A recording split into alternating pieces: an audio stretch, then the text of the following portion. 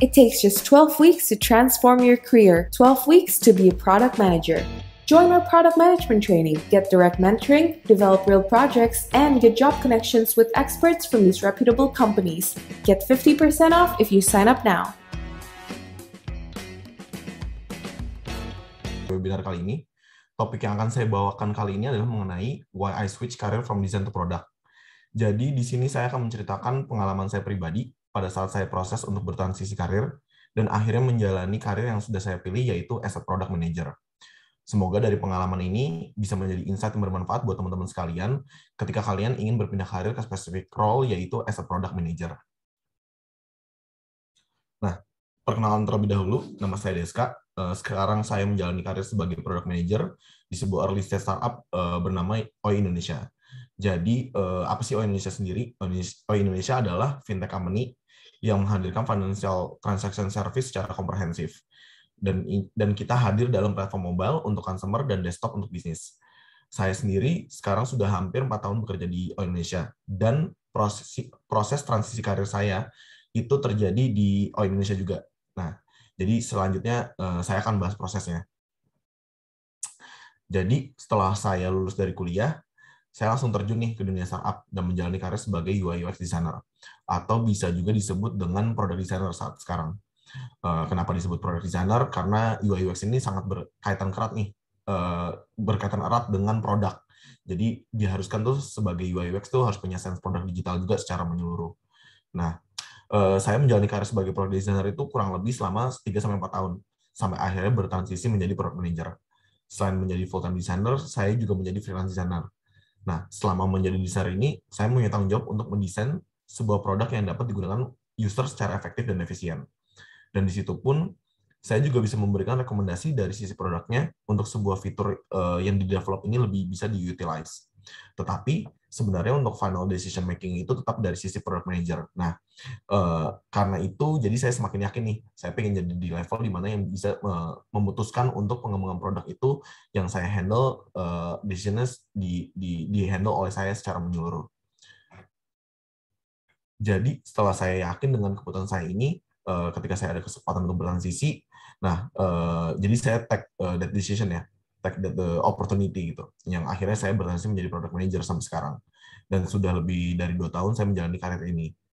Perlu dicatat juga, pada saat menjadi desainer itu, kalau desainer itu lebih spesialisasi, dan PM itu lebih ke generalisasi. Jadi, waktu saya decide untuk menjadi seorang generalis itu, saya mempersiapkan diri untuk saya mempunyai spesialisasi yang mumpuni. Jadi, saya spend karir dulu sebagai product designer, kurang lebih 3-4 tahun itu, untuk menjadi bekal saya nanti ketika menjadi product manager. Nah, terus bagaimana sih prosesnya waktu transisi dari desainer ke product manager? Pada awalnya tuh saya mikir kayak, oh ini nggak bakalan jauh beda nih dari apa yang saya kerjain selama ini pada saat saya menjadi seorang desainer. Karena saya juga udah kontribut banyak nih waktu ngedesain untuk input dari segi requirement PRD-nya si PM ini gitu. Terus hand of engineer juga dan lain-lain lah. Nah, paling bedanya, oh saya bakal jadi kayak di eranya PIC-nya nih untuk sebuah product development. Nah, ternyata tuh kenyataan tuh nggak semudah itu. Jadi, kalau misalkan jujur pun kayak PM life is a little bit mess, berantakan, cuman it's fun and also challenging at the same time gitu. Nah, untuk lebih mengetahui seberapa besar scope yang harus di-take ketika bertransisi menjadi PM, sebelumnya tuh kita harus tahu dulu nih, apa sih main job desk dari seorang product manager. Nah, sebenarnya job desk dari seorang product manager itu bisa dijelaskan secara variatif. Mungkin dari setiap PM atau setiap company bisa menjelaskannya secara berbeda-beda. Tapi ada satu penjelasan yang saya suka dari Marty Kagan, dia adalah penulis buku Inspire. Ia menjelaskan main job dari seorang PM adalah to discover a product that is valuable, usable, and visible. Yang bisa dijelaskan juga adalah seorang PM ini harus mencari tahu produk seperti apa sih yang bernilai buat user, yang bisa membuat user menggunakan produk itu merasa terpenuhi kebutuhannya secara menyeluruh. Terus usable juga, itu bagaimana produk dapat digunakan secara efektif oleh user, dan visible adalah produk itu layak digunakan secara nyaman oleh user. Jujur sebagai seorang PM itu ya, hal yang dapat dibanggakan menurut saya adalah kita tuh dapat mendeliver sebuah produk yang bernilai dan sampai di level seorang itu ketika menggunakan produk yang kita udah buat itu, dia tuh merasa berterima kasih gitu. Oh, sudah merasa terbantu. Nah, ini menurut saya adalah sebuah pleasure yang priceless ya, kayak gitu. Nah, that's the main job. Terus posisi scope PM itu sebenarnya ada di mana sih? Nah, selanjutnya kita akan membahas dari sisi di mana sih letak scope-nya si PM ini bekerja. Ini bisa dilihat adalah common PM Venn diagram yang menjelaskan posisi seorang PM. Nah, basically itu PM itu ada di antara desain, bisnis, dan tech ya. Tapi sebenarnya tuh bisa aja digambarkan dengan circle tambahan juga gitu, nggak mesti sangklek untuk tiga ini, seperti marketing, operation, legal, dan lain-lainnya gitu. Tapi yang basic biasanya tiga ini gitu. Nah, dari view sebelumnya saya itu kan lebih ke dasar aja ya. Saya kan sebelumnya as a designer, ya udah saya ngeliatnya dari view desain itu. Nah, sekarang saya sebagai PM itu view-nya tuh lebih helikopter view, di mana semua hal yang berkaitan juga jadi dilihat gitu. Nah, untuk pengertian PM mengapa harus mengerti desain, adalah PM ini menjadi suara dari user sendiri dalam sebuah bisnis yang berjalan. PM ini harus membuat produk ini sesuai dengan ekspektasinya user ketika menggunakan produk yang udah kita deliver gitu. Nah, jadi skill minimum mengenai user experience ini dibutuhkan juga nih untuk dapat memberikan pengalaman produk yang sesuai. Terus untuk tech sendiri, di sini PM tidak harus paham betul nih dari segi teknikalnya secara menyeluruh. Tapi PM itu harus mengerti kayak effort levelnya dari sisi engineer tuh dari segi pengerjaannya gimana sih, seberapa kompleks, seberapa itu bisa takes time, dan itu jadinya kita tahu gitu, oh the best decision yang harus kita ambil as a PM itu harus kayak gimana gitu. Nah, dengan kita belajar untuk mengerti dari segi teknikal pun ini, sebenarnya jadi benefit gitu buat kita bisa dapat berkomunikasi dengan engineer secara efektif kayak gitu. Jadi dari segi engineer juga lebih antusias untuk berdiskusi sama kita gitu. Terus untuk sisi bisnis sendiri adalah PM itu harus dapat mengoptimize bagaimana produk ini dapat mengachieve business goal.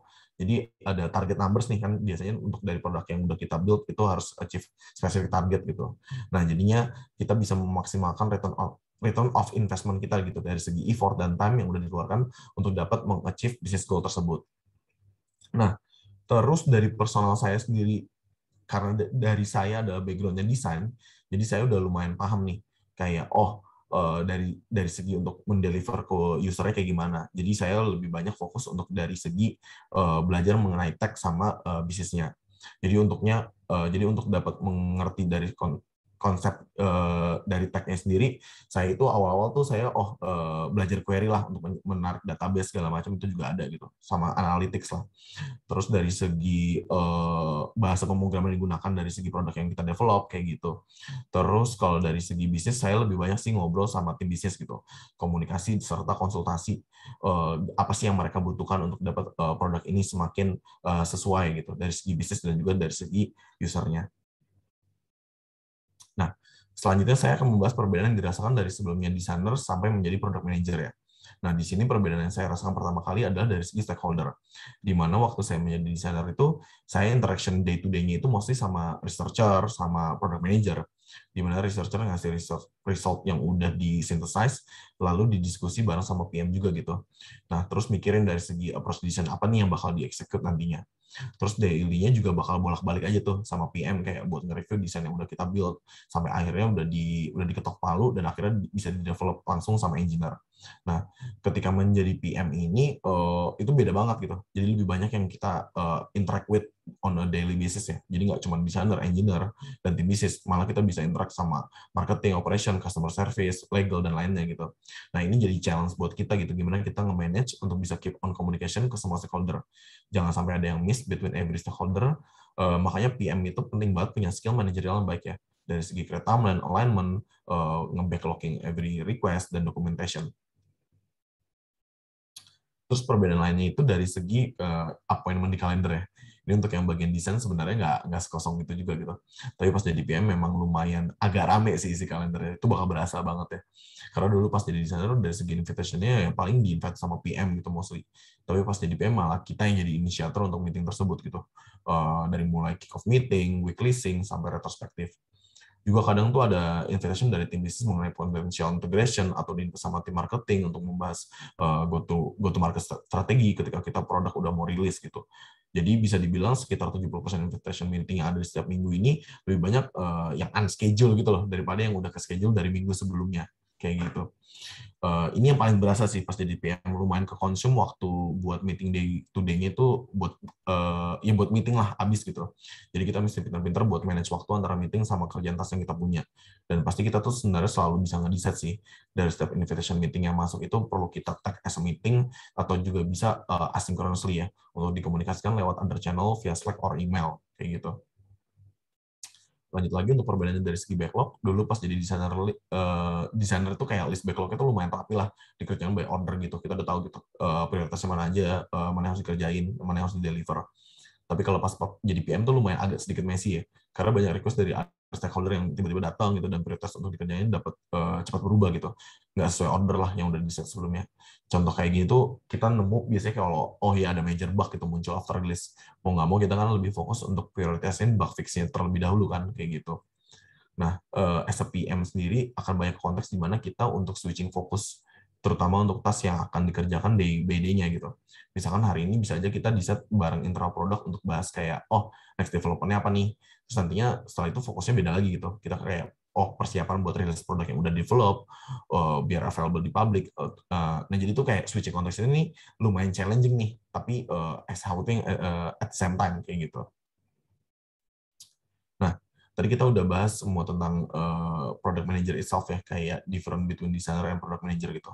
Tapi ada tiga poin sebenarnya yang saya pengen share gitu. Apa sih what exactly need to be managed as a product manager ya? Nah, yang pertama itu adalah manage alignment. Jadi kita harus bisa nge-align team members yang ada di dalam project kita gini, supaya tahu reason behind we develop this product gitu. Biar semua on the same page untuk produk yang akan kita develop. Jangan sampai nanti masih ada yang belum paham atau ragu gitu. Karena kalau bakal kerasa banget sih kalau ada proses yang dijalanin, nanti kalau misalnya masih ragu tuh hasilnya tuh bakal kurang memuaskan lah gitu. Jadi mengkomunikasikan konteks dasar dari produk yang di-develop ini sangatlah penting. Dari kenapa kita harus membuat ini, terus apa impact-nya dari sisi user, apa impact-nya dari sisi bisnis, terus kayak kita sebagai PM itu kayak harus banget firm gitu dengan konteks ini gitu, dengan decision yang diambil, dan mengkomunikasikan dengan partisipan dari setiap partisipan produk development itu sendiri, itu juga harus dikomunikasikan secara baik-baik kayak gitu. Terus selanjutnya adalah manage uncertainty. Ketidakpastian akan bagaimana sebuah proses pembuatan sebuah produk dari segi kebutuhan sampai prioritas mana yang harus didahulukan itu pasti akan muncul lah gitu. Nah, di sini tuh PM tuh harus dapat memanage bagaimana produk harus di-develop dan bagaimana menghadapi segala obstacle yang ada ke depannya nanti. Contoh dengan keadaan kayak pandemik ini kan kita harus adaptasi nih dengan kebutuhan yang pastinya kayak kebutuhan user tuh berbeda-beda lah gitu. Nah, terus tuh gimana sih untuk kita dapat menghandle sebuah ketidakpastian ini? Nah, kita tuh bisa mengimplementasi sebuah product mindset. Jadi ada 4, ada 4C ya, yaitu customer, clarity, creativity, sama curiosity. Jadi untuk customer itu, user tuh harus fokus dengan apa kebutuhan dari kita itu harus fokus dengan kebutuhan apa dari kebutuhan dari user yang ada gitu. Lalu untuk clarity, kita sebagai PM harus tetap transparan dalam mengkomunikasikan segala update mengenai kondisi sebuah produk development itu sendiri. Apalagi dengan kondisinya sekarang ini kita masih kerja remote ya, jadi komunikasi itu kayak penting banget gitu untuk selalu di-maintain. Terus creativity adalah seorang PM itu ditantang untuk tetap kreatif dalam mencari solusi dan dari setiap masalah yang muncul. Nah, terus terakhir adalah curiosity, yaitu PM harus tetap memiliki rasa ingin tahu yang kuat untuk memahami segala hal. Dan terakhir yaitu manage complexity.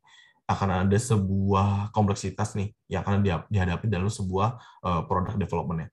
Dari segi pengerjaannya yang akan susah buat di-solve, misalnya ada blocker, sampai mungkin benar-benar kayak kita tuh nggak paham sama sekali nih gimana cara nge-solve-nya. Nah, di sini tuh kita ditantang gitu untuk bisa mengetahui cara terbaik untuk mendapatkan sebuah solusi dan berusaha juga menjadi fasilitator untuk membantu kayak every participant of the product development itu agar mendapatkan solusi. Jadi kayak mereka tuh nggak lagi bisa kayak bertanya-tanya gitu kayak nih ada blocker yang kayak gimana nih untuk men-solve. Nah, kita tuh harus jadi kayak orang yang siap untuk membantu akan hal itu kayak gitu. Nah, untuk yang terakhir dari personal saya sendiri, apa saja sih yang menurut saya harus dikonsider sebelum akhirnya kita kayak bertransisi karir nih? Nah, yang pertama adalah know your career path. kita mesti paham betul nih dengan karir yang kita pingin tuh. Pindah jalur karir tuh harusnya seperti apa sih? Nggak hanya kita kayak, oh ya passion aja nih. Tapi kita juga harus tahu gitu, end game-nya tuh ketika kita memilih karir tersebut tuh seperti apa sih nantinya. Dan saya juga bisa bilang untuk transisi sendiri itu, transisi karir ya, itu yang lebih proper itu bisa dieksekut di current company gitu. Daripada kita decide untuk kayak, resign terus move out to other company. Karena kalau di current company itu kan kayak dari sisi developing ourselves on the career path tuh lebih mudah. Karena dari sisi lead, terus kayak peers, itu kayak udah tahu gitu, kayak kita tuh worth atau enggak sih buat role tersebut gitu. Jadi lead sama peers ini juga nanti bisa support gitu. Ketika kita udah jadi di role yang baru ini, dia itu bisa nge-support kita untuk jadi lebih baik kayak gitu. Terus selanjutnya adalah skill set. Jadi misalkan saya ingin menjadi PM nih, saya harus tahu nih apa aja PM, skill set yang PM yang dibutuhkan as a PM, dari segi kayak analytics, terus kayak query, terus kayak documentation, dan lain-lain gitu. Dan ini semua sudah harus saya persiapkan juga dari awal. Persiapkan juga gitu dari awal. Jadi agar nanti bisa kita tuh lebih worth it lah ketika kita sudah menjadi PM. Intinya tuh kita harus banyak mempelajari secara keseluruhan dari apa sih career path baru yang bakal kita pilih ini gitu. Requirement skills-nya apa aja kayak gitu. Dan bonus adalah find a mentor ya. Ini dari pengalaman saya sendiri. As a personal, saya juga mempunyai mentor yang bisa develop saya untuk menjadi PM saat ini gitu. Dan mereka sangat membantu saya untuk mencapai di level saya sekarang ini gitu. Jadi saya nggak hilang arah atau kebingungan gitu kayak, oh gimana sih cara saya untuk kayak benar-benar bisa jadi a better PM kayak gitu. Dan buat konteks tambahan sendiri untuk shifting career as a product manager, saya ada episode podcast mengenai pengalaman saya shifting career bersama beberapa teman saya juga dari background yang berbeda-beda. Ada yang dari operation, engineer, project manager, yang bisa juga menjadi inspirasi teman-teman ketika teman-teman mau shifting career as a product manager nantinya. Sekian presentasi dari saya. Terima kasih.